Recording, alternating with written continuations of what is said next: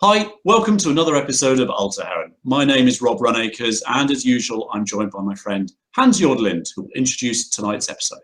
Yes, I will. Today, the topic is how to teach kids HEMA and how to organize tournaments for kids in HEMA. And with us to talk about this is Stefano Ciamei from Italy. Come stai, Stefano? Hi, thank you very much for reminding me. I'm very good. Okay, cool. Okay, Stefano, can you tell us, we can start right away. Can you tell us how you organize kids training and when you started to do it in Italy? Okay, in Italy we started around 10 years ago, teaching kids from 6 to 15 years old. And today we have 13 courses in 9 different gyms in Rome. So we have more or less 100 kids who are studying historical fencing, and it's great. It's a great opportunity. We usually divide courses by age. So we have kids around 6 to 11 years old, and then we have teenagers 12 to 15. Obviously, the equipment changes and the lessons change a bit. And to be clear, this is genuinely HEMA. This isn't a version of sports fencing or messing around in a sort of a lark way. You are teaching historical Absolutely. from manuals to little ones. Obviously, absolutely.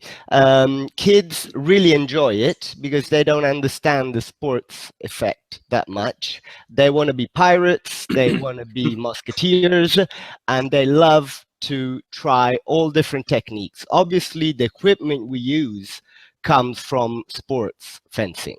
So we have plastic equipment for little kids. So we have a plastic épée, plastic mask, but we also make some plastic longswords. So we do a bit of rapier and we do a bit of longsword, and we also have foam sabers. Saber is something kids love all the time. This equipment is perfect because it's light and it's very cheap for the families, because obviously families have to face a lot of expenses for kids. Plus the kids, I imagine, change their minds about wanting to do the sport very quickly as well. Oh, yes. However, we've noticed that kids follow courses for 3-4 years. Sometimes adults don't have the same consistency. So kids, once they actually fall in love with fencing, with historical fencing, they last for long. They stay for many years with us. And is that actually is that genuinely the kids who are following this passion, or is it the parents pushing them into it? No, I think that I have a kid, and if he doesn't want to do something, it's very difficult for me to make it happen. So the kids are the ones who actually love it. The kids are the ones who love it. It's not easy to keep them focused for many years, obviously, but we have different weapons. We follow different weapons, so it's always different, and you have to keep them focused. So that's a good thing to talk about. How for the youngest kids, how long is a class? Like one class? Is it 1 hour or is it's a 1 hour class? Okay. So the first part of the lesson, it's mainly games. And the second part is techniques with the weapons, holding the weapons. Kids at this age, 6 to 11, are still learning how to move. So they have to run, they have to jump, they have to do somersaults. I can't speak for every country, but in Italy, a lot of kids nowadays are in front of TV all afternoon instead of being in the park. So their actual capability to move, it's not that good when they reach the gym. So we have a lot of games, we do a lot of dodgeball, we do a lot of different exercises for the first 20 minutes more or less, and then it's 40 minutes with the actual gear in hand. Okay. You talk about they're having weapons. Now, I mean, as a kid, I did fencing, I also shot, and I did martial arts. But of course, you use the W word, and then people start to get a little bit nervous. How do you address that? We explain that it's sports gear. Okay, we explain that it's very, especially the plastic one, is completely flexible, so there is no danger. They have their mask, they have a sweater, they don't need any padding, and the gear actually is very good. It's very safe. How would you address those sort of people who might look at this and say, well, you're teaching children how to fight, you're teaching them aggression? We actually explain that this is a martial art. Therefore, it's not a choreography. We're not doing just sequences. We are actually teaching their kids to control their movements and their feelings in a safe environment.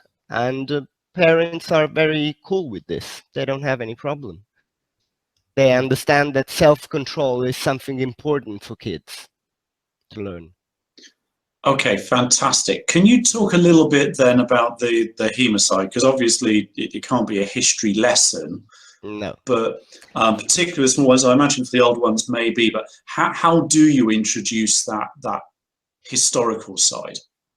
Well, the cultural and historical aspect, it's very interesting for kids, obviously. We explained that there were duels, that people had academia, had clubs where they could train. They need to feel a bit like a musketeer or a pirate. They need to feel the need to use that it's a practical aspect of fencing. And they love the cultural aspect. Actually, they love the fact that they're reproducing something from 400 years ago. Sometimes they dress up, sometimes we do attacks to the fort. You know, it depends on what kind of activity you wanna create, obviously. I want to do that. I was just thinking that, yeah. Do you think there's stuff that maybe the adults can pick up from the kids? We have some cases in which the family brought the kid and then the father or the mother actually signed up to the following adult course because they liked our approach. There is also a very important aspect that in other sports, at least in Italy, is not always a healthy environment. You have kids and parents complaining with coaches, referees. Instead, with our kind of fencing, with historical fencing, we try to teach respect for the rules, respect for the opponent, and it's a great satisfaction. I mean, you have kids that are fighting during a tournament, and at the end, if they won or they lost, it doesn't matter. They take off the mask and they're laughing and they're smiling and they're shaking hands with their opponent. And it, unfortunately, it's not the same for every kind of sport here in Italy. So you mentioned now tournaments. Let's talk a little bit more about that. How do you organize a tournament for kids? You have had a couple of tournaments. Now at HEMA Roma, you had one, right? Yes. We have more or less 3 or 4 tournaments during the year.